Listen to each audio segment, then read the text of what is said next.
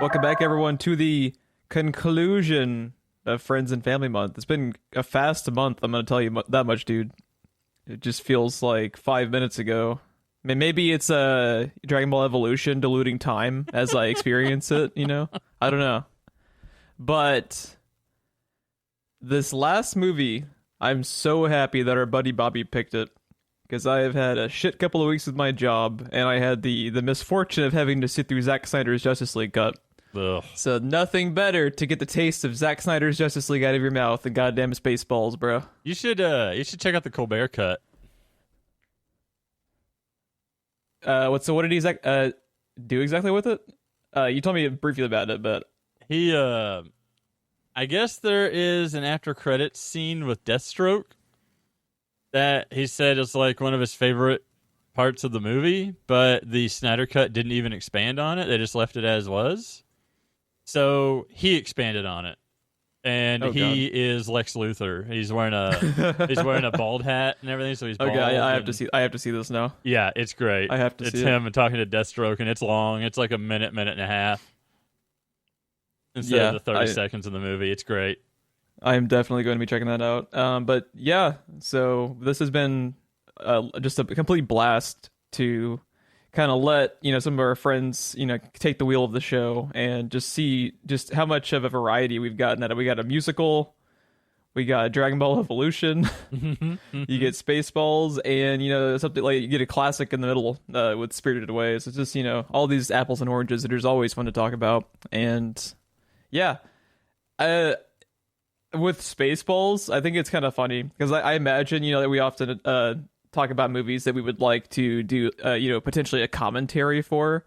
And I think if you actually tried to do a commentary with me and Ron in front of Spaceballs, you would never hear a word. It would just be us laughing and quoting lines the entire time. So it would be like the most worthless commentary of all time. If it ever showed up on Prime, I would stream it on Twitch. I would do that. But a full-on commentary would be worthless from us. Yeah, because I could quote the fucking movie from memory, so I would not be able to provide any useful commentary during the film. It would just be me laughing and me quoting shit the entire fucking runtime. Did you have significantly less notes in the back half, though? That was something I've never really paid attention to. Is I tend to laugh harder in the first half. Yeah, there's obviously a lot of good stuff in the second half. I think it's also just part of it is just like the pacing kind of ramps up because it's just like, shit hitting the fan and there's less characters being introduced in the back half and, it's just sci-fi third act, science fantasy pretty much. But yeah, let's dive in. Let's get started on it. So as always, if you have not seen Spaceballs for whatever get the fuck reason. Off this podcast if you haven't seen Spaceballs. Just get the fuck out. But wait. Quick aside. I know. Welcome to our spin-off podcast, Quick Aside. It starts now. Somebody get me the fucking Rotten Tomatoes CEO on the fucking line, Ron. Because Spaceballs has a 55%. I saw that. On Rotten Tomatoes. I saw that. So you're gonna tell me Rotten Tomatoes?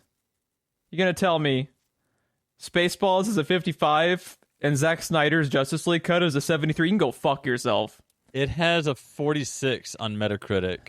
Why? And a 7.1 on Spaceball on IMDb on Spaceballs page. They can fuck off. It's a perfect 10. What is there to critique? It's a fucking Mel Brooks parody. You're gonna question the character development and narrative of Spaceballs? It's a fucking comedy, and it's a classic comedy at that. I saw that and I was fucking astounded, dude. I was actually triggered because who the fuck? I've never heard anyone dislike Spaceballs in my entire life. I haven't either. I went to go rent it because turns out I don't own it. I own it on VHS, I guess is what I was thinking of, but that's at my parents' house. So I went to rent it, and the service that I was using had the Rotten Tomatoes, the tomato meter, they haven't one word, right? To meter? I think so. Tomater from Cars. Mater meter. Mater meter. Happier than a tomato in a trailer park. But yeah, 55% broke my heart. That's fucking ridiculous. I was insulted. I just don't understand. But I don't get it. Yeah, fuck Rotten Tomatoes. Fuck any aggregator that boils down a fucking movie to a percentage point is worthless to me. Don't need it's just a waste of time. Art is subjective. We don't need a score attached to it. Well, art is subjective, and it's subjective in a hell of a lot better way than just boiling it down to a yes or no aggregator, you know. Now, obviously, it can help differentiate between what's good and what's, you know, like, it can help differentiate between what's great and what is absolutely atrocious, because most of the movies on Rotten Tomatoes that have, like, a 20% or less are genuinely pretty fucking bad, you know. Right. It's just when you get into these, like, areas like Spaceballs where it's, like, you know, getting a 55% that I question why Rotten Tomatoes became such a big deal and why Metacritic became such a big thing in the first place, if you catch my drift on that. But yeah, there are people that plan each and every single movie that they ever see around these scores. It's really depressing because it really makes me sad. There's so much more nuance to a movie or a TV show than whether a single person on the internet and an aggregator score says yes or no. You know, that you're leaving all, you know, I don't even really look up reviews at all anymore, but if I was, I would find a handful of critics that I respected, and, you know, maybe I kind of, for the most part, had similar tastes, and then read their review either before or after the movie, and actually, you know, digest what the fuck the movie's even about outside of a percentage point, you know? Right. In a yes or no, because there's so much more, like, I mean, it's so much more obtuse than that. But I digress. Back to the genuine cult, not even just a genuine fucking classic that is genuine Spaceballs. Classic, yes. Genuine classic. Fucking, I've seen Spaceballs dozens of times. I will continue to watch it. It never gets boring to me. I laugh at all the same fucking jokes every single time. I'm gonna watch it again before my rental's up. It's just so good, and it's such a good. You know, it's great if you're actually paying attention to it. It's great if you just have it on the background, because you do, like, I was just about to say, like, my first note is I fucking love the theme of Spaceballs. It just takes me to a happy place. Spaceballs. It's so quirky and over the top, and it's now I'm not even talking now. The actual Spaceballs theme with, you know, like, vocals towards the end is great too, and I have nostalgia for that as well. But even just the orchestral theme I like a lot because how hokey it is, and it just fits it perfectly. I love all the laser sounds during the crawl. The pew pew. Yeah. The crawl's fucking great. One of my first notes I wrote down that, you know, unbeknownst to them, but notes to us. It's fucking great. That's one of my first notes as well. That love that if you line. can read this, you don't need glasses. Yeah, abso-fucking-lutely. And that one fades in later. And maybe one of the most iconic film openings to me of all time is just, like, the 3 years that it takes for Spaceballs 1 to cross the screen with that intense fucking Jaws-style music just going the entire time. Forever. I have never clocked it. How fucking long does it actually go across? It's got to be 2 minutes, right? From the beginning of the movie at 000 to the ass end of the ship finally reaching screen was 3.5 minutes. So with you the actually crawl, clocked it? With the crawl and the ship, it's 3.5 minutes into the movie before you see the back of the ship. In a movie that only is about 90 minutes long. That's a significant time to have nothing happening. And I fucking love them for it. And I love that it's, like, shark-shaped. Yeah. And my next note was, why the fuck don't I own a We Break for Nobody bumper sticker on my car? Because I fucking need that in my life, dude. So with Spaceballs, this is a real quick rundown. Yeah, the cast and crew behind it's obviously it's Mel Brooks. You know, oh god, if yes. if you're not familiar with Mel Brooks, you have a gigantic catalog of just pure genius to dive through, and I'm actually jealous because I wish if I could oh Jesus re-experience some of his movies for the first time again, you know, like a Young Frankenstein or Spaceballs, something like that. It'd just be wonderful. But yeah, so it's directed by Mel Brooks, produced by him. He is one of the co-writers, along with Ronnie Graham and Thomas Meehan. I never knew that the minister is Ronnie Graham. Oh yeah, I noticed Past that the when podium, down the ramp, and out the door. And holy moly! The whole catalog of Mel Brooks' movies are just fantastic, but I think Spaceballs might be just like the best collective casting they ever did, because fucking agree. everyone in this movie, from the main cast to the voices they pick, like for Dot with Drum Rivers, with all the side characters, every single person is so perfectly chosen for what they have to do in the movie. It's wonderful. There's not a single person you don't like or laugh at, because everyone is just fantastic. So you have, filling out the main cast, you have Bill Pullman as Lone Star, one of my favorite actors of all time, John Candy, which, fuck, man, I miss John Candy so much. I know. One of my most beloved actors, and it's such a shame that he died so young. I think he died when he was 43 or 44 in the early to mid-90s from a heart attack. Way too soon. He would have been wonderful for decades. Have you ever seen him in Planes, Trains, and Automobiles? Yes. I fucking love that movie, and he's wonderful in it, because everyone associates him with comedy, and he's obviously fantastic at that. But there are some dramatic beats to Planes, Trains, and Automobiles where John Candy is genuinely a great actor, and I think it's kind of a shame that he, unfortunately didn't get to have long enough of a career, because I feel like John Candy, had he lived longer, would eventually circled back around to, being one of those comedic actors that eventually does dip back into drama and actually show just how good he was at it, Yeah, probably. He, for the most part, he was kind of himself in the best way, because he was basically just a big teddy bear, and that's kind of the way he was in every movie that he was in. He was even kind of that way on a lot of the SCTV stuff I've seen. Yeah. But, another person who is just maybe my favorite performance of the movie, which is, it's picking your favorites out of your kids, but Rick Moranis as Dark Helmet. He's so fucking funny in this movie, dude. My God. So as a child, I did not appreciate Rick Moranis enough, but especially in recent years with all the buzz about like Mint Mobile when he came back to do that commercial, because he's been retired for a number of years. And that created a shit ton of buzz for Mint Mobile when he came back and did that commercial with Ryan Reynolds, and he did literally nothing, and everybody wants to know he how just much walked on and said hi, and that was pretty much it. Yeah, I'm here to do the commercial. What do you mean to do? This is it. Just stand here. That's all we need you to do. And that was true. It was enough, because it was in every news feed, every Rick goddamn Moranis, everything, that Rick fucking Moranis is back for this one commercial, and it just kind of broke the internet. But he, I did not appreciate him enough as a kid, but as an adult, going back, Spaceballs and Ghostbusters, and oh man, like it's his delivery. His delivery is so good, more perfect. Every scene, he has the immaculate timing for it, man. Dude, you need to watch. You really, really need to watch the remake of Little Shop of Horrors, because Jesus Christ, yeah, he's so good. I'm surprised you haven't picked that for the podcast yet, just because it's in the lineup. It's on HBO right now. It's in the lineup. Just how wonderful that fucking cast is for that movie has me sold immediately. And also, just real quickly, backing up, I think Bill Pullman is actually kind of underrated too. Very much so. Bill Pullman kind of gets a bad rap almost, as being like, a lot of people view him as being this kind of mediocre actor. But I think if you actually look back at his career and look at some of his versatility, it reminds me a lot of Chris Evans.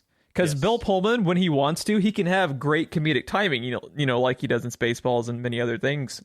But he can also, on a dime, just turn, pure stoicness, like Independence Day. He's that fucking speech, dude, is one of the best performances I have ever seen out of Bill Pullman in my entire life is actually on Torchwood. Oh, I actually didn't realize he was in that. Who does he play in Torchwood? So it's interesting. Torchwood it's one of those shows that it got canceled and it came back, then it got canceled, and then Stars got it for the final season, and it didn't do anything for Stars, and they canceled it again. But the thing that was different about the Stars season is it had an overall arc for the entire season, rather than episode to episode like Doctor Who was at the time. And he is one of the quote-unquote villains of the Stars season. There's a few of them, but a thing happens to the world where nobody can die. And it happens right at his execution for, like, raping and killing this child. And he's like the first one. He's executed, his sentence is carried out, so he just has to be released into the world because his sentence was carried out. And by the end of the season, he's like this televangelist, prophet, spiritual movement guy. The fuck? Why have I not seen this? It's incredible. It's absolutely incredible, and his performance in that is amazing. Yeah, I've always really liked Bill Pullman, and it's kind of sad that he will not vanish into the night. That speech is just it's wonderful, and I just feel like it almost seems to be maybe just his selection of films. He seems to be very specific about what he decides to appear in and what roles he's interested in portraying. Because when you think back of just how long his career has spanned, he hasn't really been in too many high profile gigs, you know? Mm-hmm. So I think it has to be something where he is just very particular. That's what surprised me about Independence Day Regurgence, because he reprised President Whitmore in that. Mm-hmm. I have not seen that one. I've only seen the original. It'll be in the list eventually.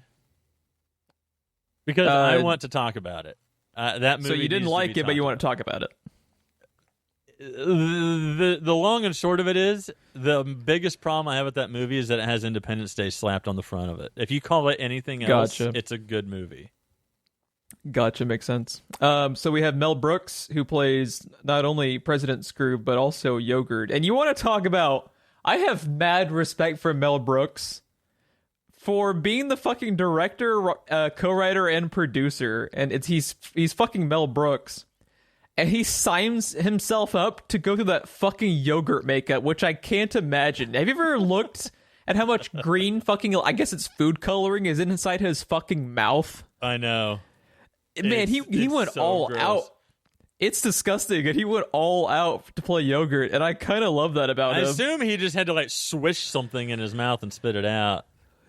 Yeah, I guarantee you they specifically had to frame the production schedule to have all the Yogurt shit done at the end, because I can only imagine how many weeks he had green teeth because of how fucking disgusting his mouth is from that dude.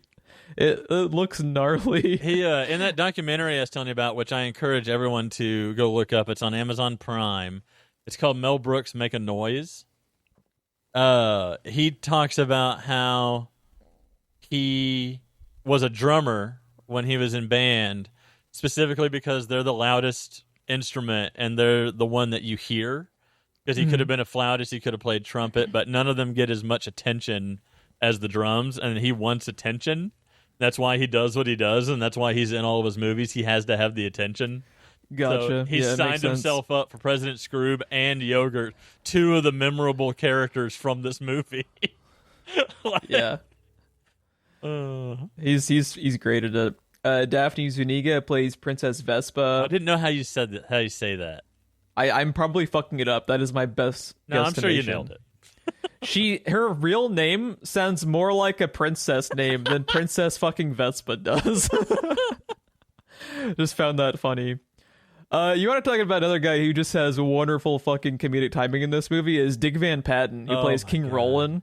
He is hilarious in this movie, dude. I laugh my ass off at some of his delivery, especially in the scenes where he's talking to a camera, you know, pretending to have the conversation because it's not an actual conversation happening. So he's having to just kind of play off of either nothing or, you know, like a crew guy filling in Lone Star's lines or whoever he's talking to, you know, and and when he later.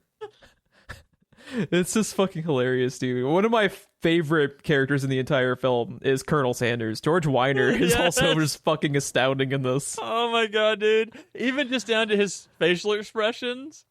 But out of everything that he says and does in this movie, the Mr. Coffee thing has got to be the best. Of course, sir. We all know that, sir.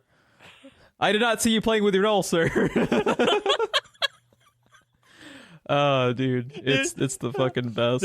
Sanders immediately covers balls. Yes, sir. Dude, that running joke when everyone in the entire fucking space station always is covering their balls around Dark Helmet. It's the fucking best. Goddamn. How does this movie have a 55%, dude? I'm laughing just thinking about it. It's fucking gold. It's a good thing you were wearing that helmet. We gotta get through this. We gotta get talking. We gotta get through this. It's too good.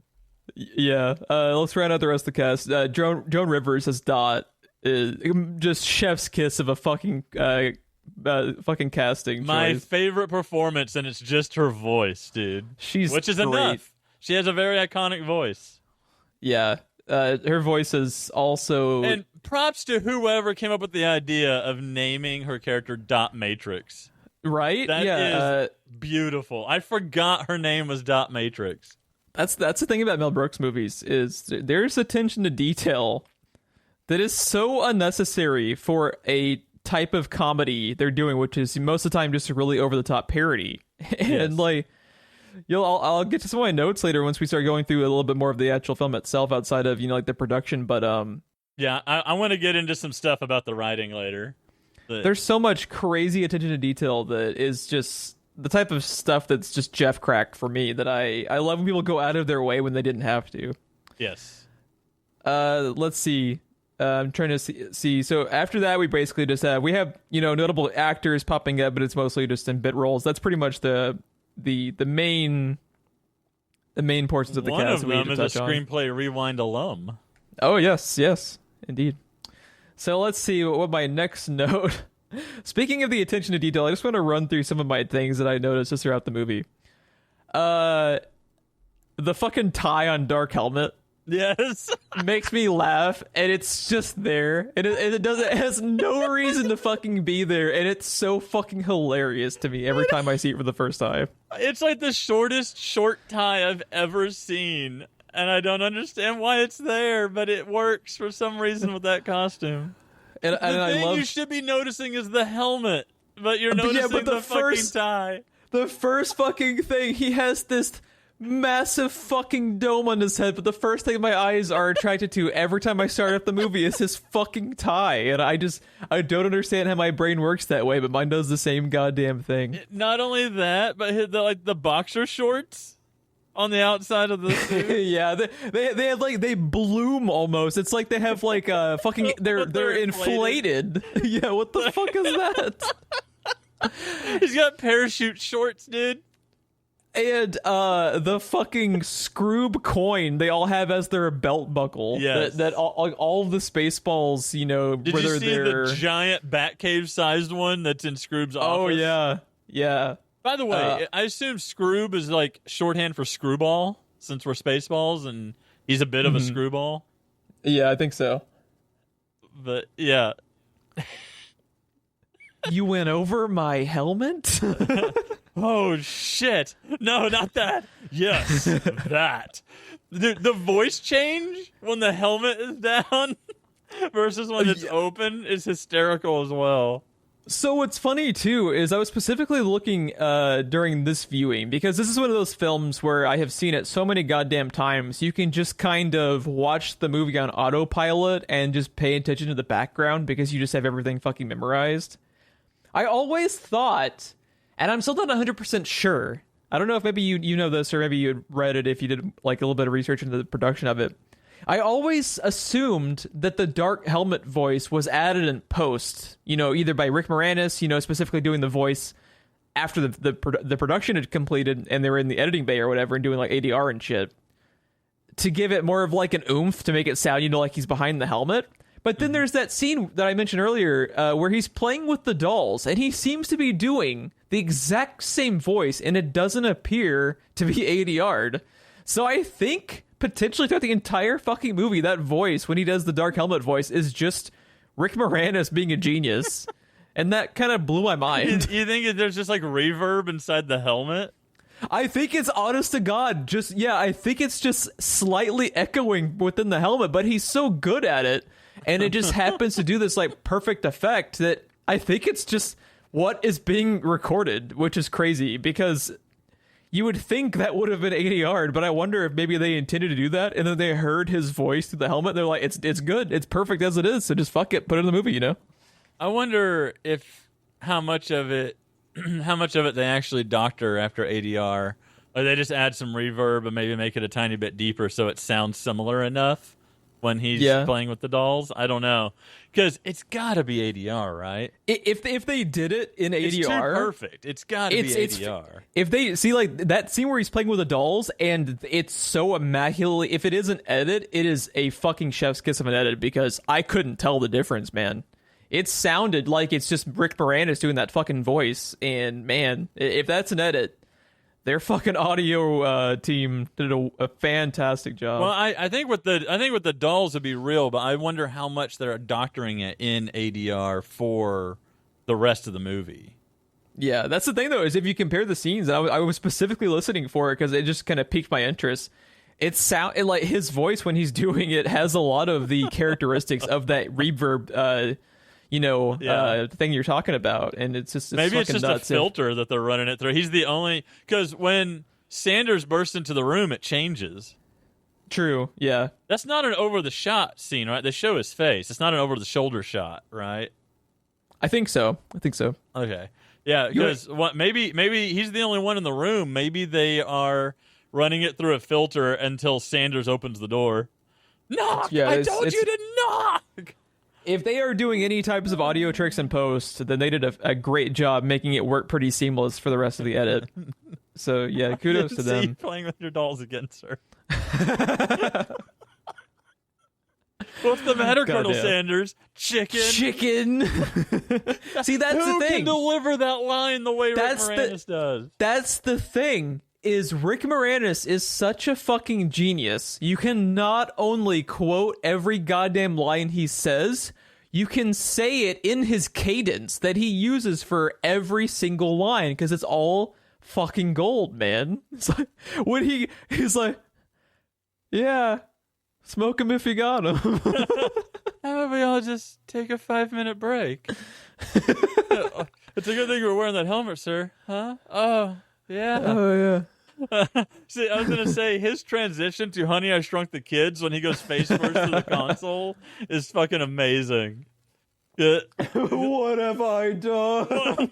My brains are going into my feet.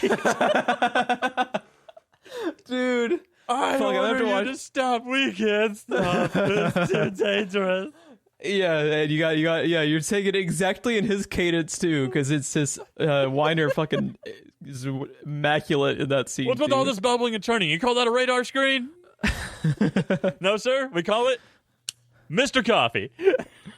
I also fucking love how later on when they go to do the fast forwarding, sir, scene, it's Mr. Rental above the VHS tapes. Everything is Mr. The radar is Mr. Radar also. Yeah. Oh, God damn, I fucking adored this movie. More attention to detail that I fucking love. Yes, I always have coffee when I view the radar. You know that. Hot. Of course I know that, sir. Hot. Too hot. Well, I hope it's a long ceremony, because it's going to be a short honeymoon. What does that even mean? Yeah. I have a fucking line that I had to fucking Wikipedia search to figure out what the fuck they were referencing that blew my mind.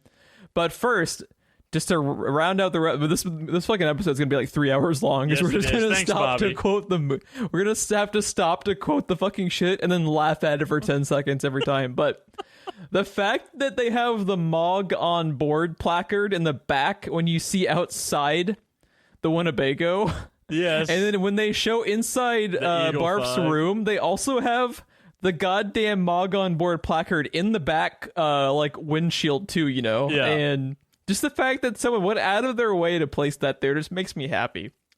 And the fact that they went out of their way to make the fucking ears and tail on Barf animatronic is awesome. Animatronic for no reason. Yeah. Barf. Any other fucking parody director, they would have just been lifeless fucking, teddy bear style ears and like a fake on a tail. String at best. Yeah. And they're fucking fully Yoda level animatronics, dude, and that's fucking awesome, because they make great use of it. Like every time his ears perk up, like actually like a fucking dog, it's great. And then maybe one of my all-time funny, she doesn't look Druish. Maybe one of my all-time lines in fiction is, "I'm a Mog, half man, half dog. I'm my own best friend." And just the way that he smiles. Can we talk about how perfect casting John Candy is? Because yes. if anyone started out as a dog and was reincarnated as a human, it's gotta be John Candy himself, right? So casting him as lovable Barf, dudes ever. oh my god, dude, his face throughout this whole thing and the way he's constantly, if you watch him, even when he's in the background, he's never not being a dog. Yeah. He's never not in character as a dog once. It's insanity. He's and going he's down. sitting there eating out of the down. barf bucket. And then, dude, the line when he's yelling, barf, oh, always when I'm eating. And then he picks up like the milk bones and just starts dancing his way to the front of the RV. Yeah, I also like the quick rapid fire, how he's repeating back to Lone Star everything that he's doing. He's like, he's going down. He's going, I wouldn't do it. Another, John. God damn, I miss John Candy. One of my absolute fucking favorites. One of my just favorite one-off scenes of his. Have you ever seen Uncle Buck? I have not. That's a John Candy blind spot for me. You should just watch it just for fucking John Candy. There's a moment where he's trying to be, so he he's like essentially the babysitter that ends up being kind of like a father figure to the kids. You can kind of tell what the movie's about, just from like the fucking poster basically. But he has a scene where like the boyfriend of the daughter of the family that he's watching, is trying to pick her up for, I believe it's going on a date. And he has this scene. I don't even remember where he gets it. I think he just has one in his fucking trunk because he's like just one of those crazy dudes who has like a shit ton of stuff in his trunk. Mm-hmm. He pulls out, as he's talking to the daughter's boyfriend, he pulls out a fucking power drill and just starts buzzing the power drill while he's staring at the boyfriend. And John Candy just flips from fucking lovable, John Candy to this menacing fucking I'm going to murder you and they'll never find the body face. And I have remembered that since I watched that movie probably over 20 years ago, dude. Yeah, the review of that movie that I've heard was actually really interesting because I basically heard that movie is good. John Candy is great in it, but at the same time, John Candy was like a weird choice for it. It's almost like they felt like it was too dark, so they switched it to John Candy. Yeah, I can definitely see that. They said that like he does good in it. He does good as Uncle Buck, but the Uncle Buck character is like an odd fit. Like it's almost an odd casting. Like he was a last minute switch, which would make sense because he's buddies with John Hughes from Planes, Trains, and Automobiles, which I think was a few years before Uncle Buck. So it could have been just like a last minute audible to bring in John Candy for it. Yeah, and Uncle Buck is supposed to be like an alcoholic, like gambling addicted, like dude what has skeletons in his closet, trying to take care of these kids and like trying to work out his own shit, right? Basically. But at the same time, it completely works because if a dude was just purely visually, mentally deranged, no one in their right mind would make him in charge of the kids. Yeah. But you can kind of buy it if it's John Candy because it's John Candy. So he just goes from, like a fun-loving dude to 180 all of an instant. He's a fucking psychopath. So yeah. I haven't seen it in a really long time, but I do have nostalgia for it because I did really like it as a kid. So I actually would be interested in revisiting that one just to kind of see how it I'm down for anything John Candy, man. Dude, amen. Love that man. I love pretty much every movie of his I've ever seen. I told you that he's the radio host in God, I'm so tired. I keep losing the name of it. Little Shop of Horrors. He's the radio host in that. Little Shop of Horrors has one of the most insane casts. Probably the best cast for a movie I haven't seen. That casting is nuts, dude. Yeah, it has one of the... Steve Martin has the best song, in my opinion. It has one of the most ridiculous IMDb pages you can ever see. So another bit of just... Rick Moranis, Steve Martin, and John Candy in the same movie. Yes, sir. Anyways, sorry, this movie. Yeah, this movie. Quick aside, back to the movie. The movie is the aside at this point. The movie is the quick aside. So, I never noticed this until this fucking viewing.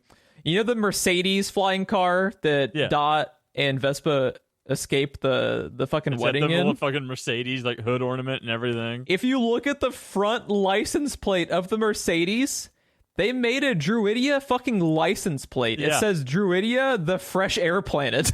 Dude, if you want to talk details in the movie, talk about the model on Spaceball 1. Yeah. It looks like it belongs in Star Wars. It looks like ILM made that fucking thing. Yeah, totally. Like all the little details on it. The thing's like 1.5 miles long, and it has that much detail. Mm-hmm. It's that was the thing I never really noticed as a kid. Going back into this movie as an adult, right, after not watching it in probably a decade and still quoting it word for word all the time, is just the level of detail, not only just in the set designs, but the models and everything itself, like John Candy's animatronic ears, Spaceball 1, everything inside the Winnebago is a reference to something or other. Oh yeah. Like everything, it's not just junked up to look junked up. Everything has purpose in it. Down to their sets. If you sit down and watch any Star Wars movie, you recognize every location that they visit in this movie. Yeah. Like it's nuts. Just how. The little details for no reason, like the little short tie that Dark Helmet has for no reason. It's black on black on black. It blends in, but you can still see it. It's still a detail that is there. And I think that all boils down to it's just the difference in a Mel Brooks parody versus other people's parodies. Is other parodies, for the most part, outside of, like rare exceptions, are cash grabs. Yes. But Mel Brooks's parodies are always a passion project. Like, the motherfucker dressed himself up as yogurt for a fucking 2 or 3 month production. Especially with strawberries. Yeah. So one of the things that I wanted to talk about is one of the things that I have always heard my entire life is I don't understand how you can watch Mel Brooks and not like Scary Movie or any of that horse shit, as I can't stand those movies. Meet the Spartans, shit like that. Yeah, and the reason is when I watched the first couple Scary Movies, and all I see is people falling down and basically fart jokes. And then in stuff like Spaceballs and Robin Hood Men in Tights and, the producers and Young Frankenstein. Those movies, if you remove the comedy, still work as movies. Yeah. Even though they are just comedy. And they all have a purpose. They all have like a story behind them. Like Spaceballs is about a goddamn ecological disaster. Right? Fucking Planet Spaceball, it said derriere. the word that they used was squandered their atmosphere in the crawl. I made a note of that because that is very specific phrasing. They squandered their atmosphere on Planet Spaceball, right? Yep. Fucking President Scroob is huffing cans of air from Planet Druidia. It says bottled on Planet Druidia on the label on the can. I love that segue too, where he's having the conversation on the phone with the person. He's I assure you everything's fine. There is no air shortage, and he immediately just starts huffing the can. Yes, immediately starts huffing the air, and then when she calls him on the wall, he reacts like he's masturbating or something. He like tosses it over his shoulder, real quick. I told you to never call me on this wall. But then this is a secure wall. This is a secure wall. This is an unlisted wall. So then the other thing that's in the details, right? All the way down to the fucking planet name that they're robbing the air from, Druidia. Druids, often associated with the environment and protecting environment and being respectful of nature, has air so clean that they're bottling it and selling it. Yep. Like, this works as a movie. This story works on it as a story on its own. That's not in Scary Movie. Fuck, Airplane does the same thing. It works as a disaster movie still if you remove the comedy, but it should be just like every other disaster movie ever made. But yeah, that's the thing works. It's smart. Just because it's a parody, so smart. That's the thing is people started phoning in specifically on like the Meet the Spartans guys. There was like 2 directors. I think they also wrote them. They did so many piss poor like just laughably bad parodies in a 5-year span. They essentially killed the parody genre. Like it's real sad that it's a genre that literally can't exist anymore because people just associate it nowadays with those fucking pieces of shit. But just because a thing's a parody doesn't mean that it has to be dumb. Yeah. Like there are comedic aspects of Mel Brooks' stuff that is, kind of childlike, but it's never stupid and it's never phoned in. One of them is literally called Breaking Wind, Jeff. It's literally the name of the Twilight one, because there's a Twilight book called Breaking Dawn, I think, or something like that. Yeah, it's a fucking fourth grader level joke every time, instead of, actually being intelligent with your comedy, which that's the thing is it's funny is in how comedy used to be a revered aspect of movie making to, especially it was its own art. Yeah, especially in the era of Mel Brooks. And it was basically, made into a genre by Mel Brooks himself because he was just so prolific at it. And he made so many good movies in that type of genre. And for it to just, overnight, once he stopped making them, just have those later parodies of the past 20 years just kind of shit the bed and kill the genre. It makes me real sad, but I'm just so appreciative that Mel Brooks was so prolific that we have such a big catalog to draw from, just for all those movies that he made. Only other person I can think of that is as beloved, as prolific, and hits the nail on the head just as many times would be Weird Al Yankovic, right? Yeah. And if you look at his parodies, there's a lot in common. A, they're catchy fucking songs. B, they're smart. The lyrics are fucking smart.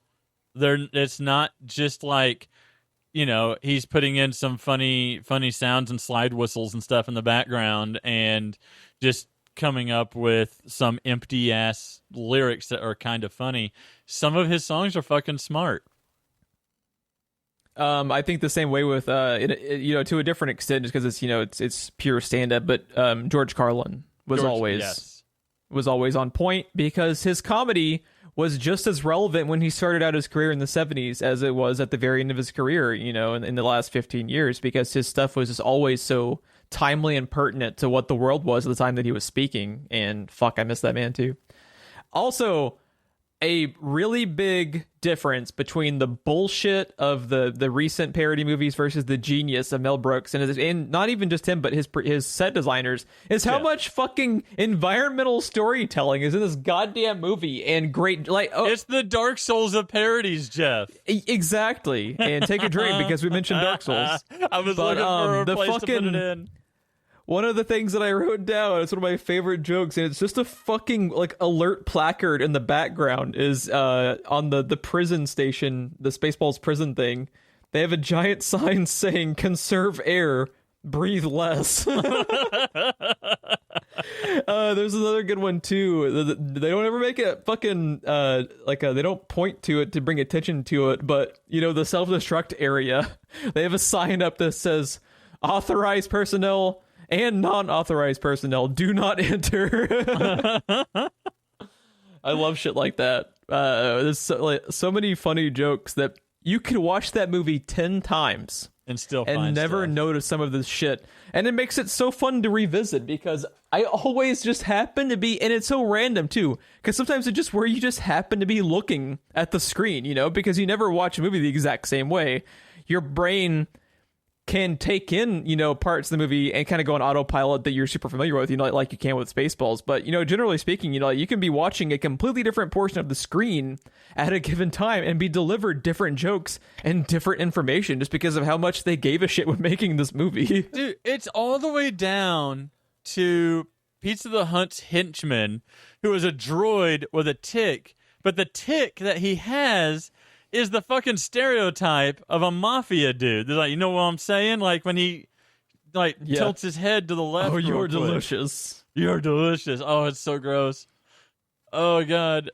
And that's another cameo, by the way. Pizza the Hutt. Jesus Christ, man. Dom DeLuise. Yeah. I never knew that until I was watching it on Amazon. And one thing that Amazon actually does is pretty cool is if you click up, like you're about to pause the movie, they have an X-ray feature where it'll pop up everyone that's in the scene, and you can kind of scroll over and see who's playing who. It's really cool. I learned that he was that character tonight, or like when I was watching it this week, and just scrolling over and seeing that, I was like, what the fuck? I had no idea he was him. Also, kind of similar to going out of their way to make the animatronics for Barf, but the bubbling cheese on Pizza Hut. Oh my god. Dude. I never want pizza again. Right? What the fuck is on Pizza the Hut to make it look like that? It's very disturbing, and I can't look away when I'm looking at it. It's got to be latex or something, right? Or like some sort of really thick glue that's like being heated with air coming through it. It's so weird. It's so strange. They probably, like, some fucking set designer had to spend a month of his life just trying to figure out how to make the cheese melt on Pizza the Hut and Spaceballs, and that's awesome. Oh, God, that tongue gets me, too. Why the tongue? Yeah, the tongue. Fucking tongue. Oh, God. Let's see. Oh, okay, this was the thing I wanted to talk about, too, where I mentioned earlier you basically have to, like, go to fucking Wikipedia to figure out some of these really oblique references they have. Snotty, the dude who beams Scroob. Right. When he's about to fire Snotty off, beamed like... me twice last night. It was wonderful. It was wonderful. When he's firing off the levers to beam him, Lock 1, he Lock says, 2. Lock 3, Loch Lomond. Have you ever looked up what Loch Lomond is? No. Loch Lomond is a fucking loch in Scotland. Really? It's a fucking Scottish joke. Huh. And this was written in the time before the internet. One of those motherfuckers pulled up an encyclopedia of lochs in Scotland. Let me just get the old Encyclopedia Britannica out. Yeah. SC, Scotland. Ah, here it is. Because this was one of those things where it's like, this is like the 30th fucking time I've seen this movie probably. So I'm just like, I have always just taken that line for granted. I'm going to pause the fucking movie, rewind it, put on subtitles to see what he says. Because I never knew what that fourth one was. I knew Loch 1, Loch 2, Loch 3. Yeah, I had always just taken it at face value. And is it famous for anything? No. I looked it up. I was like, is it the Loch Ness area? No. It's a random fucking loch in Scotland. And I don't know why it's there. But it's fucking there, and just stuff like that. It's baffling to me that they went out of their way to that extent for Spaceballs, and I love them for it. It's the best. That's insane. Also, I questioned my own material as far as what I say while playing video games. When I realized, why the fuck when we're playing PUBG don't I scream, keep firing, assholes? Keep firing, assholes. I knew it. You know what I noticed this time? What? That instead of saying he wants a warning shot across her bow, he wants them to fire across her nose. And what are they threatening to do to her later in the movie? That's a good point. Is that foreshadowing for her fucking nose job? It has to be. That's next level, dude. That is next fucking level, dude. Because either one works. Those two are interchangeable across the nose or across the bow. It makes sense either way. That has to be very deliberate because the nautical term is across the bow. Yeah, you're totally right. It has to be foreshadowing. That had to have been one of like the last fucking jokes written into the script when they were doing their final passes. Like a rewrite on set. Or just something really late in production, either before they went on camera or like while they were doing it. But fuck, dude. Yeah, because I caught that this time and I was like, wait, I'm sorry, do what? Like that's a very specific thing to say. Another very specific thing they say that I picked up on this viewing specifically is when later on after they go down to the desert planet where they find yogurt. And as they're doing the fucking video edit from them to the segue to showing the sun, John Candy literally says "nice dissolve," so they call out the fucking editing tool of the scene. Nice dissolve. Yeah, never really understood that before because when you're that's the cool thing too is you can watch this movie as a kid, and I really like this movie as a kid, and not even know half the fucking things they're talking about. That transition is referred to as a dissolve or a cross dissolve. Yeah, it's a fucking nice editing joke. Like, what? That's so cool that they have jokes like that. Oh my god. I missed something? When did we get to Disneyland? I love to, and I noticed this because another cool aspect of watching movies through Amazon is on the X-ray portion, they show you what they're called in the script.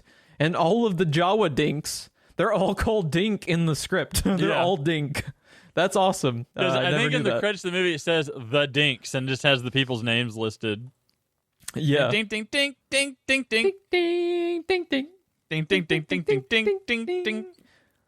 Ding, That's another thing. You could go 20 years without seeing this movie. As soon as you see that scene about to pop up, before they even start doing the song, you can immediately go ding ding. You know, you can do the song with them. Oh, and just in keeping with the thing I was pointing out about John Candy, he laps at the water when they're pouring it. Oh yeah.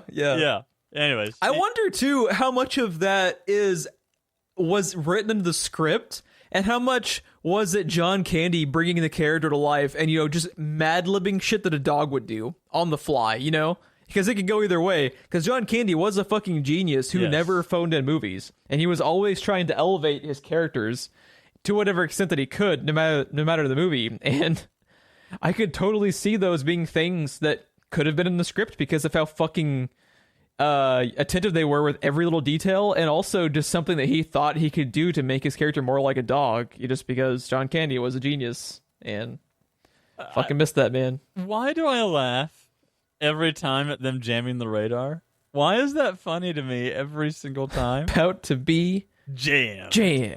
And then this giant fucking jar of jam slams into a satellite. Dude, it's the editing, because it comes off screen. It comes from the right side of the screen, off the screen. That fucking can of the jar of jam would be like half the size of the Winnebago.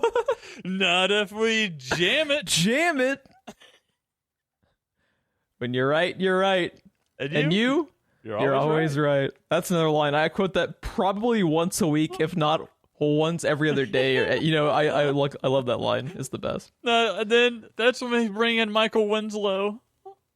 Yeah. Oh my god. And he picks up the handset to call them over. Something's wrong with the radar, sir. You don't need that private. We're right here. Something's wrong with the radar, sir. He rips it out of his hand and he just does the same voice again. Yeah. It's fucking genius, dude. Quicker aside. Have you ever seen him, Michael Winslow I'm talking about, on do stage? The fucking Led Zeppelin song? No. Oh, dude. He does, I think it might be a Whole Lot of Love. That motherfucker sings and does all of the guitar solos in one take on a talk show of Led Zeppelin's Whole Lot of Love, and it sounds like the fucking song, dude. I'm gonna find this and fucking link it to you, because it's fucking crazy.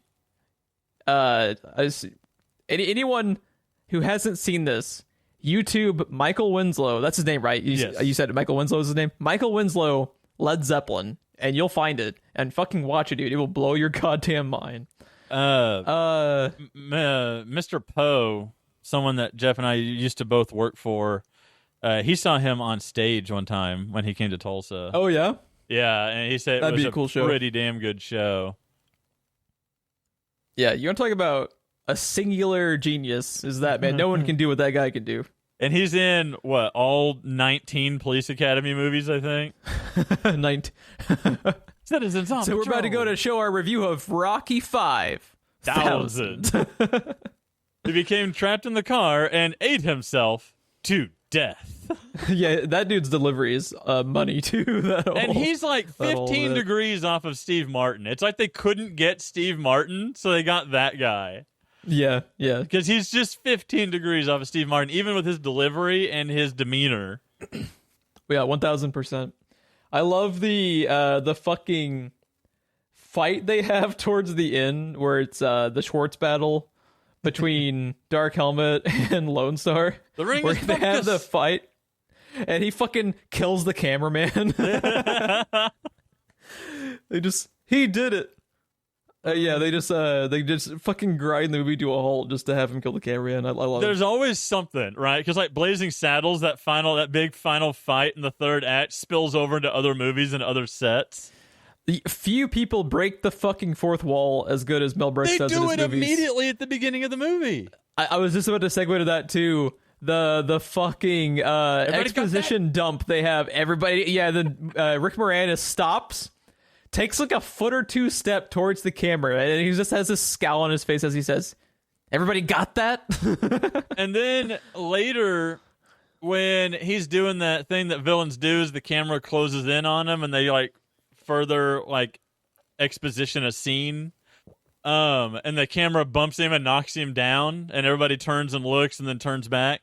Did you notice that Sanders in the background, the camera starts moving forward, makes his face like, oh shit, and then he moves out of the frame as it's coming in just before it hits I hope him? to look for that next time. I did not notice that. He looks at That's the really camera funny. like, oh, and then like moves real quick, and then it hits helmet, and he's like, ah, and falls over.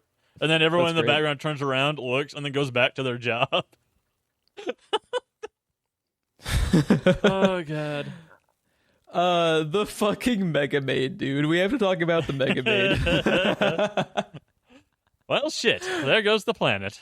There goes the planet. The fucking first time they show the giant vacuum, I think I burst out laughing every time. Even I know it's coming, but it's just like the way they edit it together so epically. Yes. And the music gets all dramatic and shit. And they have all these dynamic camera angles as it's transforming. Well, and just to have it be the fucking Mega Maid with the vacuum, dude, it's hilarious. the music itself is kind of minimalist and bassy. Like, you know, like whenever something's in space, they always have real minimalist music, and it's always real kind of bassy. You feel it more than you hear it. And Yeah, which I think is a space space trope. Yeah. Yeah. And yeah, they're doing that during it as it's having this epic transformation, and then it's fucking Mega Maid.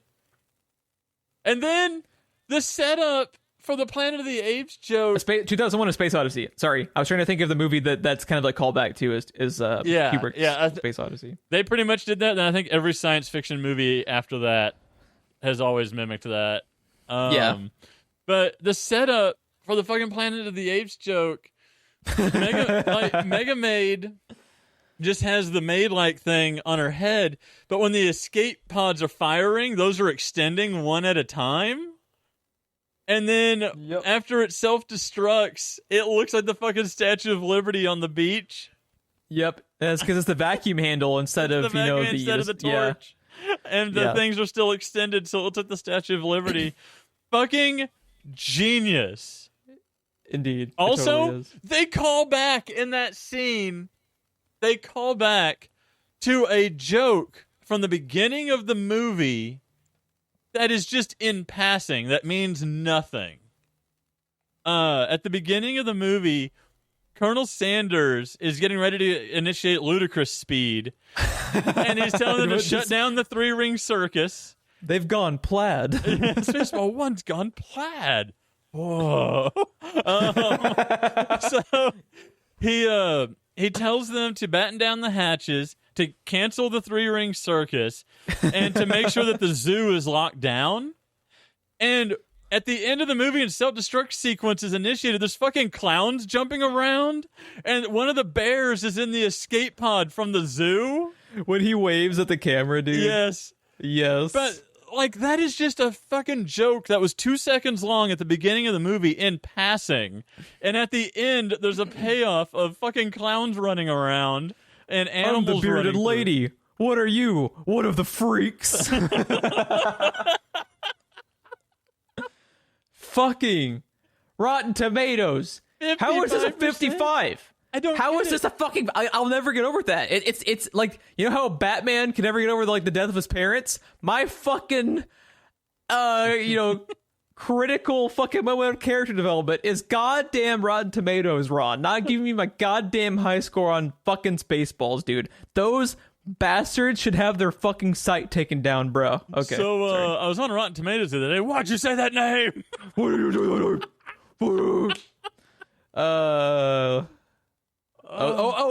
Okay. I have a quick question because I never noticed it until it was pointed out on Hollywood Babylon. Okay. That the fucking Spaceballs, the coloring book, was a fucking Transformers coloring book where you could clearly see Optimus Prime. Did you notice that until it was pointed out to you? Because I never did. I saw that this time for the first time. Yeah, I did too, because I was specifically looking for it. I never noticed it until it was specifically mentioned. And the first time it was mentioned to me on Hollywood Babylon, the podcast with Ralph Garman and Kevin Smith, I was like, no, there's no way. And I YouTubed it back then. I was like, holy shit, they're right. Yep. And then specifically looking for it on this viewing, I question how I never fucking realized it before. Yeah, I don't know how I've never seen it before either. And you're a massive Transformers fan too. I feel like if anyone should have caught it, it would have been you. But it's just not fucking able to be recognized, dude. It's crazy. My kids have discovered rescue bots, so okay. I've had Transformers on the brain a lot lately because watching that makes me nostalgic for my Transformers, and I've been thinking about streaming a Transformers related game. And so I've got Transformers on the brain, and he holds up Spaceballs, the coloring book, and I was like, what the fuck?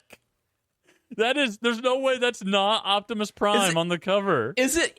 And what's really bizarre, too, isn't it, they draw even more attention to it accidentally, because I think on the cover of the coloring book, Optimus Prime is in color. He's very bright red and blue, I want to say. There's no way that is not him. They picked a coloring book cover that would have the most iconic character on the front.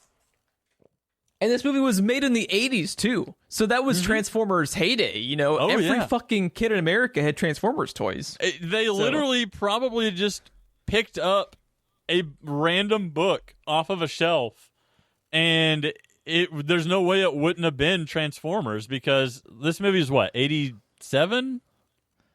87, yeah. 87. Yeah.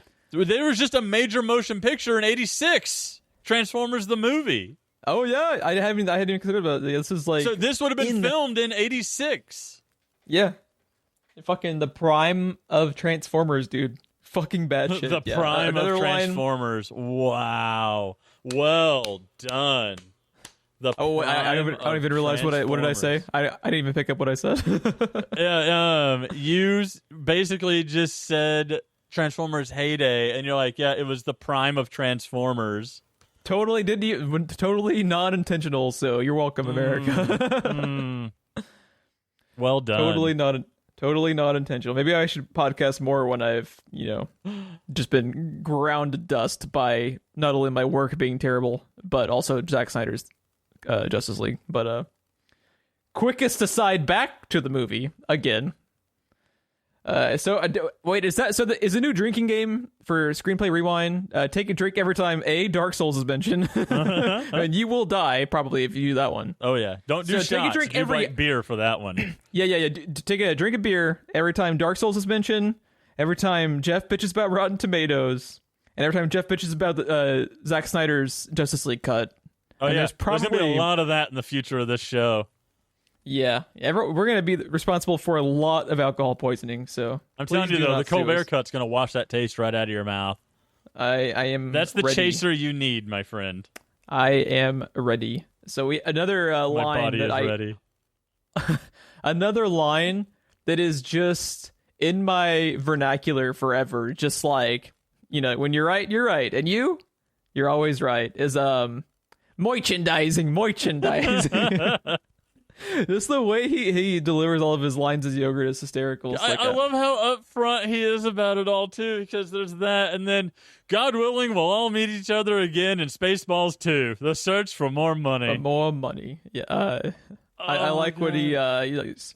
Spaceballs the lunchbox. Spaceballs the flamethrower. The kids love this one. And I love, too, that more background material that's really funny is after they have that scene, they have in shots pretty much all throughout the rest of the film is something in the background is Spaceballs the sheet, yes. Spaceballs the placemat at the fucking diner. Like 30 minutes after the merchandising joke, they have Spaceballs the placemat at the diner. I just mentioned the diner has made Ron break. So, how much of that shit do you think Mel Brooks has in his office? Oh, I hope he has all of it. I hope at least one of all that stuff survived, because someone had to go out and have that shit made. Oh yeah, and it's everywhere. It's fucking everywhere. Every time we watch this, we're gonna notice it. We're gonna notice more of it. Yeah, I'm sure there's And shit I in the didn't- background that I still haven't noticed to this day. You know, after watching this movie probably 30 fucking times. I didn't even see any of it before that joke. It's like it all gets dumped into the movie after that joke. And movies are filmed out of order. Like, this was all fucking premeditated, dude. Every little fucking detail is premeditated, and it's just next level. For a parody. Just a parody For of a parody, Star dude. Wars. This movie has there's so much love. It's a passion project, and I love that about it. Because they didn't have to do that. This movie probably would have been a big success had they half-assed it, but they just refused to. They will make every movie as good as they possibly can, and that's really admirable because a lot of movie makers don't have that same opinion on their work. So let's talk about the diner scene. We have to talk about the fucking diner scene. I love this so much. What was Alien? The second movie we covered, I think we opened with The Thing. We did Thing, and then we did 2 parts on Alien. You sure it wasn't 4 parts on Alien? We did a lot of parts of stuff. I could have done then. 4 parts on Alien. We totally could have. So the fucking diner scene, dude, and I also love how John Hurt is just John Hurt in the script. It literally says in the scrolling cast, John Hurt, which is a great joke in itself, and it's part of the fucking credits, dude. It doesn't even say himself. It says John Hurt. So it's not him being himself. It is him playing himself. It is fucking phenomenal. But we need to have an entire just like month dedicated to John Hurt movies because I fucking love that dude. Just think, dude. Oh my god! If we cover The Elephant Man, you will hear me cry on the recording. I can do it again. That movie. I don't think I can either. That movie broke my fucking soul, dude. It was so sad. It's so sad. The fact. Oh, okay. A quick aside to the quicker and quickest asides. The fact. Another thing about just general movies that pisses me off as a movie lover is the fucking Oscars. How did John Hurt not win Best Actor for fucking playing the Elephant Man? It's a travesty. How much emotion does he convey through 30 fucking pounds of makeup? Even you give it to Robert alone. But you give it to Robert De Niro for playing a fucking boxer in Raging Bull? Fuck off, dude. Fuck off, Oscars. Like, they should have been fucking canceled for life, in perpetuity, for hosing him on that fucking award. Because as soon as I saw that movie, I was like, surely he won the Oscar for this, right? Because it's one of the best performances I've ever seen in my life. And I have watched how many fucking thousands of movies? And I was just so blown away by it. And he was such a genius. And the fact that he didn't get it for that just, to this day, pisses me off. And he's such a versatile actor. Like, look at his cameo in Spaceballs. Look at him in Alien. Look at him in 1984. Look at him in the Elephant Man. Look at him as the War Doctor. Yeah. Look at him in Harry Potter.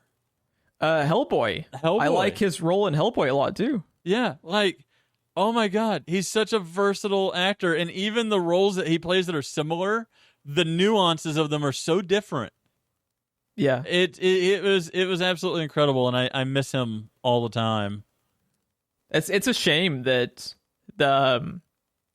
just so many of my all-time favorite actors, are in this movie, and most of them passed away. It's a shame, when you get to that point to where movies become classics, you start to look back, and you get a deeper appreciation for it once you can look back at, obviously you love an actor in the present, like we would have loved John Hurt, back in the day, but you have even more reverence when you can look back at not only his performance in this movie singularly, but, just his career as a whole, and just to see that, one human being could just have so much potential in them as an actor or as a writer or, just as an artist in general.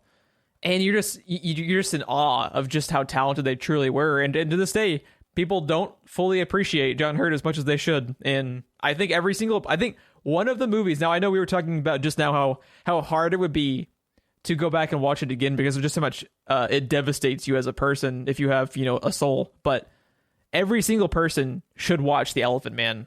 just to get a full appreciation for how fucking good that guy was. Oh my god, I know. Oh shit, I just punched my desk. Yeah, it's one of the greatest novel adaptations to a movie I have ever seen is 1984, and at the very least 60% of that is fucking John Hurt's portrayal of I still Winston. need to see that, actually. His portrayal of Winston it changed the way I read the book, because every once in a while I pick up the book and read it again, and it's one of the few things that I revisit. And I read the book before I ever saw the movie, and then when I saw the movie, it forever changed the way I read the book. It's all him. Yeah, so he became not just an abstract character, but John Hurt in your brain. It's kind of like those things, like the Harry Potter, fans, like the diehards. You can't be reading that book now and not see the actors the whole time. D-Rad. Yeah, you can't see. That's a Ralph Report reference. It's interesting, just how much your brain can latch, a character to an actor. There's a lot of subtlety and everything to the way that book is written, to the way the main character is suffering, that even in just his facial expression walking down the hall to get to his job is emanating. Like, you could tell that he fucking got it. And you can tell that every movie he's in, every TV show he appeared on, everything he ever did, he fucking got the character. It's just, dude, him as the war doctor trying to figure out, what is it good for, basically, and the no more stuff. And it's fucking Doctor Who, dude. And I mean, Doctor Who, I love Doctor Who, but we're also talking about, a sci-fi show that enjoys being campy. Like, it tries to be campy when it can. It gets very serious when it can. It has K9, for Christ's sake. I love K9. K9 is a goofy fucking concept that I love, but it's goofy. Yeah, and then you bring John Hurt into it, and he's giving an Elephant Man level performance for the War Doctor, and he's very much the Doctor. But you can tell he's very pained because he doesn't enjoy anything about his existence, because his whole purpose for existing is breaking the oath the Doctor made back when he was, Generation 1 Doctor. Yeah, he's absolutely incredible man, incredible actor. What absolute perfect casting he was because they had to establish the War Doctor to have incredibly important relevance for the stories they were trying to tell, with very little screen time and very little character development. And who do you bring in? John Hurt, who was just fucking like gravitas incarnate, like just without saying a fucking, like, he just had such a way that he carried himself in his roles, where you just immediately, no matter what he was trying to do in his character's aspects, you just bought it. And there's a YouTube, you can YouTube the short when I always forget the dude's name that preceded the War Doctor. I think it was like Christopher Eccleston. No, I can't think of it. I think he was like the American-made Doctor Who. In the 90s. He was at Paul McGann. Yes, is it Paul McGann? Yes, he was at an event where he read the War Doctor's speech. I believe it was Paul McGann. Yes, there's a YouTube short where Paul McGann regenerates into the War Doctor, and the War Doctor is young. They kind of made John Hurt look young for that. So, and then when he's in the 50th anniversary special, he looks old. He looks like he has seen some shit. He looks like he's been at war his entire life, which he technically has. And you get that just from his eyes, right? You get that he has seen some fucking shit just from his eyes alone throughout that entire anniversary special. Even when he's being funny, it has this depressed cadence to his voice, this sad cadence, even when he's being funny. He's just an absolute genius, dude. What a loss. What a tremendous loss. When he passed away. Man, we will at some point do some specials on him, even if it's just like a roundup, just talking about some of our favorites, because like he he's just one of those actors. It just always, it's reoccurring in the back of my mind when I just think back to, just like watching this movie made me think back to, like his delivery in that scene. Oh, not again! It's so good. And that same man get this man some Pepto-Bismol. Fucking hello my baby, hello my honey, hello my ragtime gal. That whole thing. That fucking joke should not fucking work. It should not. Does it work? Abso-fucking-lutely. Without hesitation. I'm laughing the whole time. Looking at their fucking faces as he's just going across the fucking counter in front of John Candy and Bill Pullman. I'm dying, dude. When the short order cook comes out and sees it, just drops everything he's carrying. And they took the time. If you look at the fucking little alien, little xenomorph puppet, see, they gave him shoes too, dude. Yeah. They took the time. Dude, someone got paid to make the little shoes on the fucking xenomorph, dude. What I want to know, after seeing Alien so recently and then seeing this, is that the same puppet? Or maybe like a prototype. Or like an early prototype or something? Because I could totally see it. It looks so similar. How funny would it be if they let John Hurt keep the puppet and so he brought the puppet? He brought it so they can have the authentic. How awesome would that be if that's true? Like, because that's something I could totally. Because almost everyone in movies sneaks part of the set as memorabilia, as like a little like a trophy. Just as a callback to their performance. Like I think they gave Chris Evans one of the Cap shields, along those lines, where someone, always like Mark Hamill got one of the lightsabers. Maybe he treated it like a kidney stone. Like, no, this is from my body. This is mine. Yeah. Yeah. No, totally. but dude, the tired old one-liner cliche is still funny after watching The Dancing Alien when they stand up and go, check, please, in unison. Like, how old of a joke is that, Jeff? And I laugh every time they go, check, please. Oh, the fucking the ragtime gal thing. How old of a callback is that? Even not even accounting for now. That was an old reference for 1980 fucking like seven. A 50-year-old joke then. Yeah. And he has the little hat that like dancers, like the male dancers had in like the fucking movies of the 20s and 30s. Let me kiss by wire. My heart's on fire. If you refuse me, honey, you lose me. Yeah, that's the best. So this is the I've Ragtime podcast now. Yeah, but there's just nothing but quick aside. We probably should just fucking rename it at this point. More of the drinking game. Whenever we talk about something the podcast should be renamed to. If we ever make it big, we're releasing an official drinking game, and it's a board game, tabletop board game. People will die, and I would rather not be liable by their families, but you can go down that road. You mentioned Hollywood Babylon. Remember, one of their fans created the official drinking game on a website. You look it up. And oh yeah, that's right. I forgot about that. Yeah, it's totally true. So I've kind of ran out of everything that I had on my. Obviously, we could remark on every little fucking joke because I laugh at probably 80% of this fucking movie, or at least smile at it. Were there any other tidbits or anything else you wanted to discuss before we wrap up the episode? The two things that we glossed over in my notes, I wanted to make note of when we were talking about Rick Moranis's performance.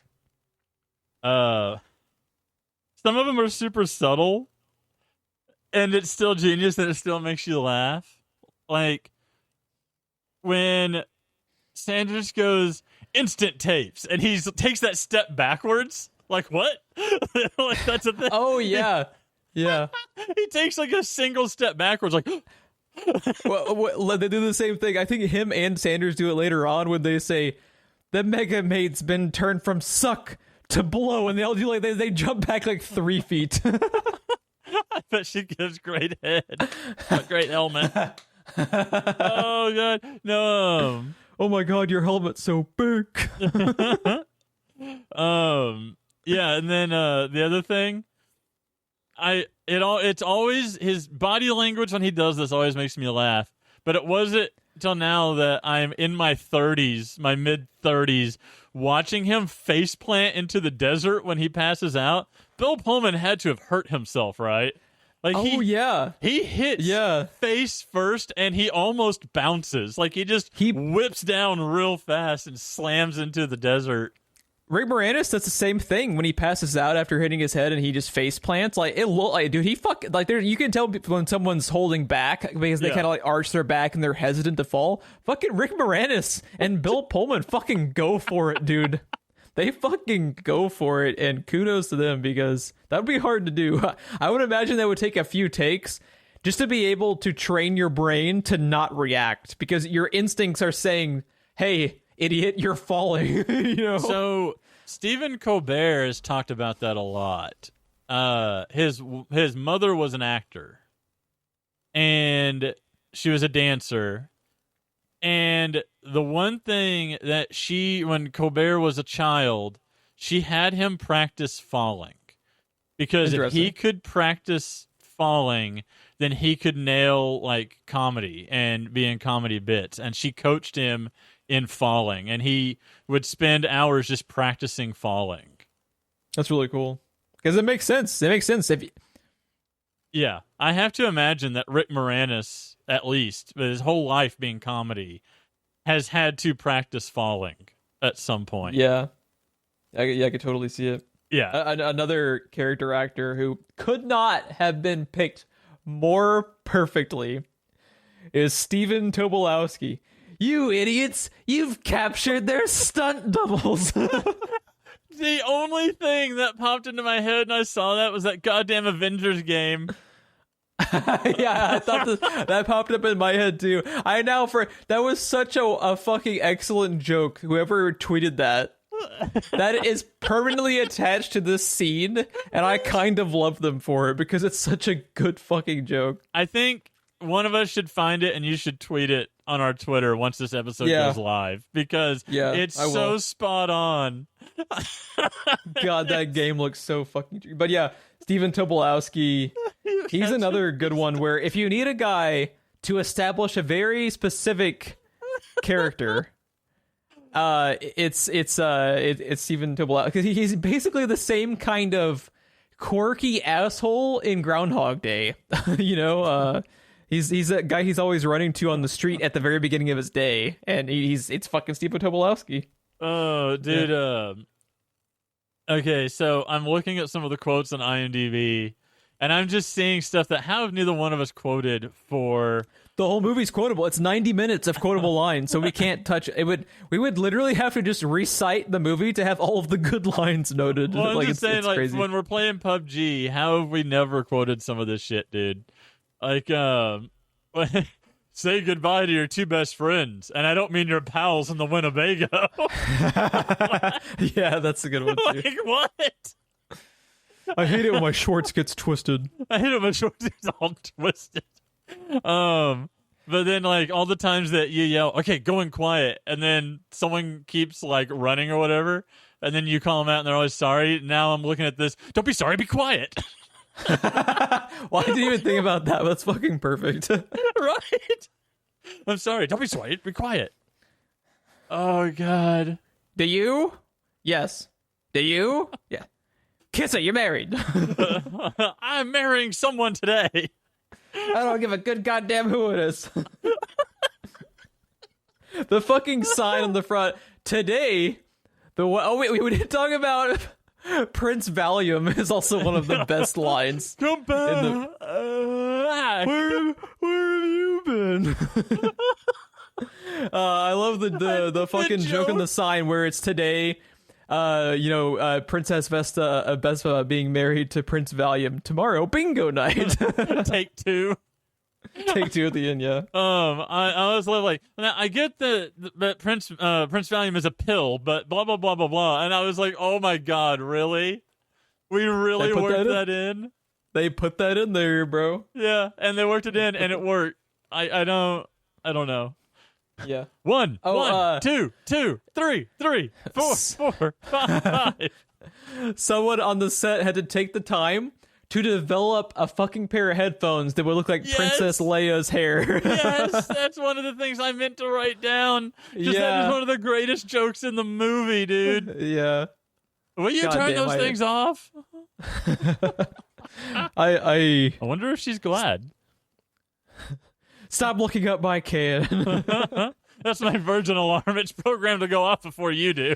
Rivers is a genius too. Her delivery in this movie is just every line's immaculate. Every line's hilarious. I forgot about the great water, and then pant, oil, room service.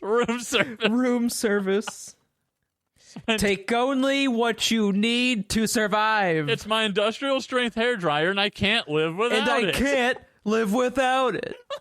You can't live without it? You carry it.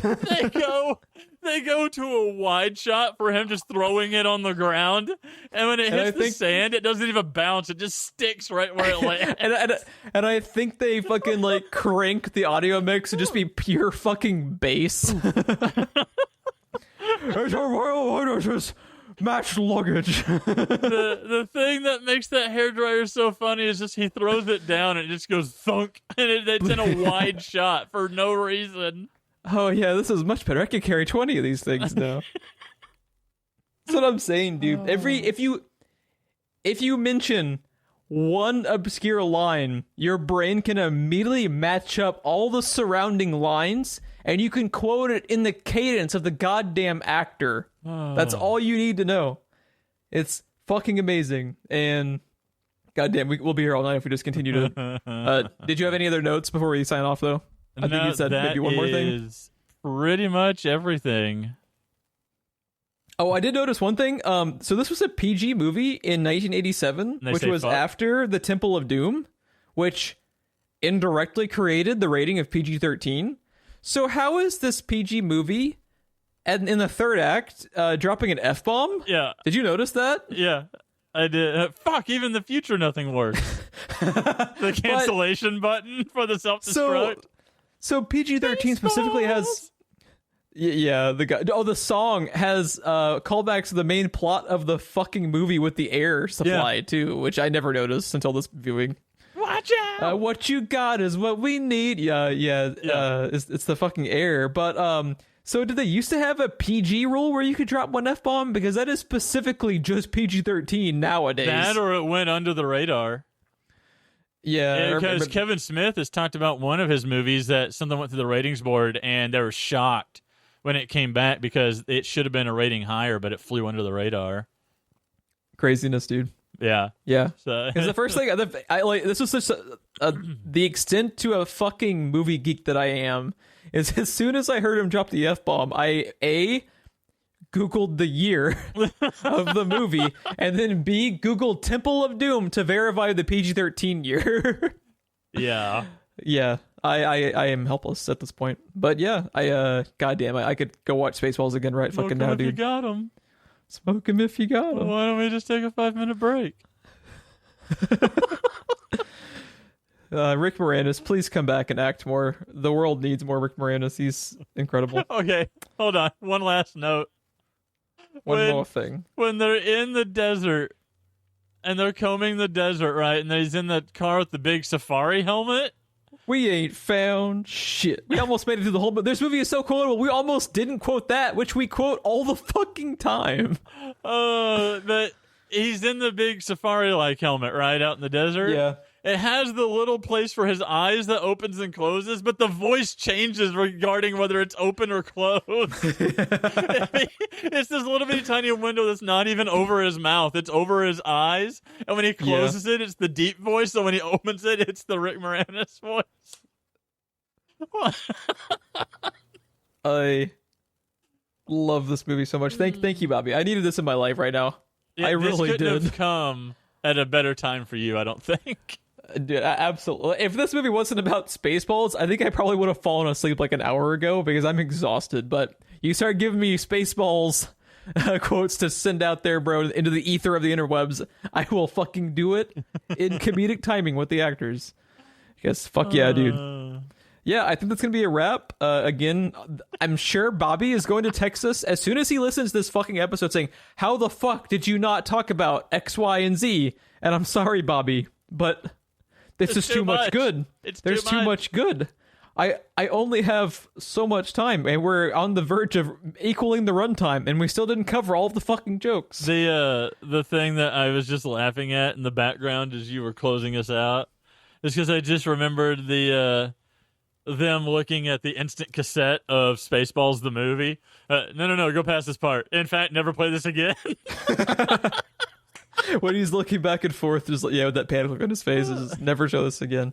Yeah, what now? No. Well, I want to know how many takes it took to do the what's happening now. No, you just missed it. That whole back and forth is so specific. I don't know how the fuck they. I don't know how the fuck they did that scene. It's so specific, and I almost feel like it's ad-libbed, but I don't know. No, yeah, I think they probably spent an entire week, the three writers, Mel Brooks and the other two, probably just writing that exchange because it's so specific, dude. But yeah, this has been our Friends and Family Month. And yeah, me and Ron have talked briefly about how we obviously will be returning with this segment in the future. It will definitely be a once a year thing at the very least. It was fun.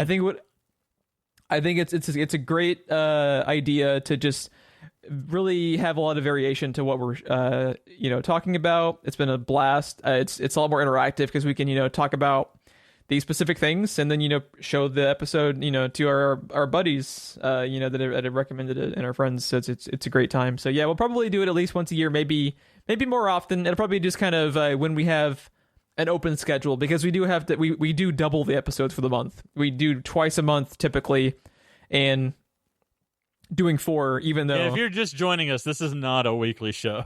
It is not a weekly show. Unless we ramble about some shit and end up having 2 parts accidentally again, which is probably going to happen again at some point, because you never fucking know. We're on the verge of that with this one. Yeah, this is an hour and a half. This is like the max. I gotta get us the fuck out of here. We have to be shorter than the runtime of Spaceballs. Prepare to fast forward. Fast forwarding, sir. Ron, where can people find you when you are not quoting Spaceballs on this podcast? You can find me every Sunday, Monday, and Tuesday at 9:30 p.m. U.S. Central Time over on twitch.tv/RonSenseTV. I'm also on Twitter and YouTube under that same handle. Perfect. So you can find me on Twitter at GMillerSPR, and you can follow the show for more updates and probably all the shit that I talked about in the show, like the Michael Winslow Led Zeppelin thing and the you've captured their stunt doubles. I'll probably have that on there too. I'll try to hunt all that down. And you can find that on our Twitter. It's at SPR Filmcast. I think that's... Should we go into what movies next? Oh, yeah, I almost prepare to fast forward. Fast forwarding, rewind. Okay, yeah. We got 4 minutes. We have to get out of here before. I almost waited for you to close completely out before I said anything, just to see how far this goes. We have to get out of here in a shorter time span than the runtime of Spaceballs, so you have 3 minutes. After much deliberation and searching what is available, Jeff, this is one you're gonna have to rent since we're still not able to get together, sadly. I think at least it's gonna be one you're gonna have to rent. I would like to review The Fifth Element. Oh, okay. Good pull. I have been wanting to revisit that for a very long time because I really liked it, but I don't think I've actually seen it since around the time it was coming out. What was that, like late 90s? Something like that? 1997. And damn. I have a 2-sided DVD. One side is full screen, one side is widescreen, that I have just about worn out. So I have an unopened Blu-ray that I bought about a year ago that I would like to crack open. Nice. So I think do that before we hit our summer franchises here in probably I'm guessing about a month and a half we'll be starting that, right? Yeah, we'll have to figure out what order we're doing shit in because we want to do a few different franchises in some of those months might have additional episodes that are potentially shorter. It just kind of depends. There's no such thing as this episode was supposed to be an hour long, so poor Jeff could go to fucking bed.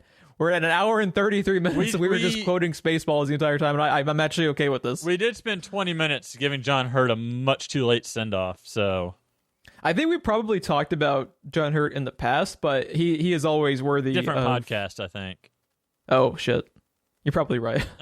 I'm very tired, Ron. I think that was the Will Be Expletives, which is still available on YouTube. Yeah.